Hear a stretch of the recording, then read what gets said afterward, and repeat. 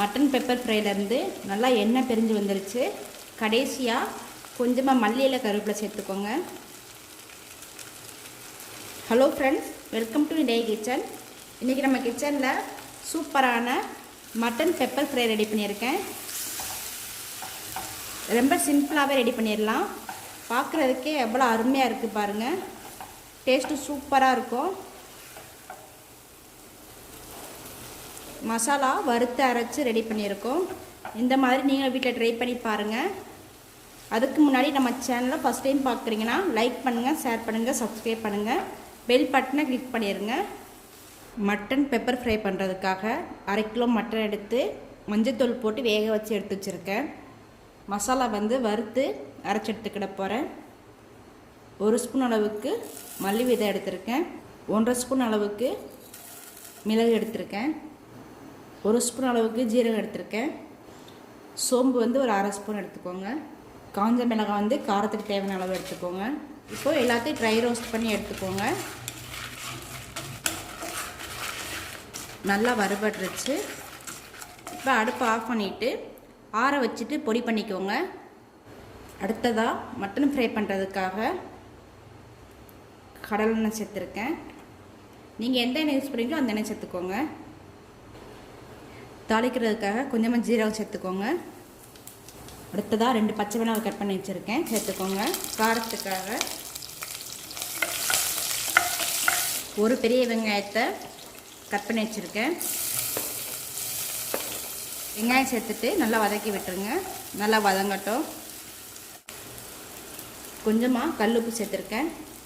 வெங்காயம் நல்லா வதங்கி கலர் சேஞ்ச் ஆகி வரட்டும். வெங்காயம் நல்லா வதங்கிருச்சு. ஒரு 1/2 ஸ்பூன் அளவுக்கு இஞ்சி பூண்டு விழுது சேர்த்துருக்கேன். இஞ்சி பூண்டு விழுது நல்லா வதங்கிருச்சு. அடுத்ததாக நம்ம வேக வச்சுருக்கிற மட்டனை சேர்த்துக்கிடணும். மட்டன் வேக வைக்கும்போது சேர்த்துருந்த தண்ணியை வேஸ்ட் பண்ண வேண்டாம். தண்ணி அளவாக சேர்த்து அந்த தண்ணியை யூஸ் பண்ணிக்கலாம். இதுக்கு நல்லா கொதிச்சு வரட்டும். வறுத்து எடுத்த மசாலா நல்லா பொடி பண்ணியாச்சு. நல்லா வாசனையாக இருக்குது.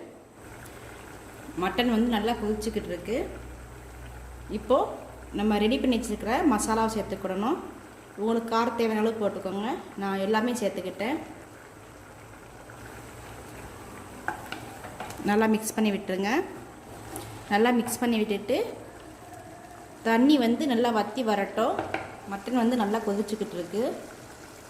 நம்ம சேர்த்துருக்க தண்ணி ட்ரை ஆகணும். நல்லா எண்ணெய் பிரிஞ்சு வரணும். அது வரைக்கும் கொதிக்கட்டும். மட்டனுக்கு மசாலா நம்ம வறுத்து அரைச்சி போட்டதுனால டேஸ்ட்டு சூப்பராக இருக்கும். கலர் பாருங்கள் எப்படி இருக்குன்னு. நம்ம சேர்த்த தண்ணியெல்லாம் ட்ரை ஆயிடுச்சு. பாருங்கள், சூப்பராக ரெடி ஆயிடுச்சு. மட்டன் பெப்பர் ஃப்ரை சூப்பராக ரெடி ஆயிடுச்சு. நல்லா எண்ணெய் பிரிஞ்சு வந்துருச்சு.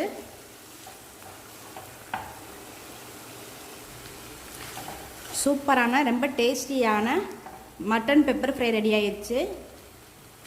பார்க்குறதுக்கு எவ்வளோ அருமையாக இருக்குது பாருங்கள். இந்த மாதிரி நீங்களும் வீட்டில் ட்ரை பண்ணி பாருங்கள். என்னுடைய சமையல் உங்களுக்கு பிடிச்சிருந்துச்சுன்னா லைக் பண்ணுங்கள், ஷேர் பண்ணுங்கள், சப்ஸ்கிரைப் பண்ணுங்கள், பெல் பட்டனை கிளிக் பண்ணிடுங்க.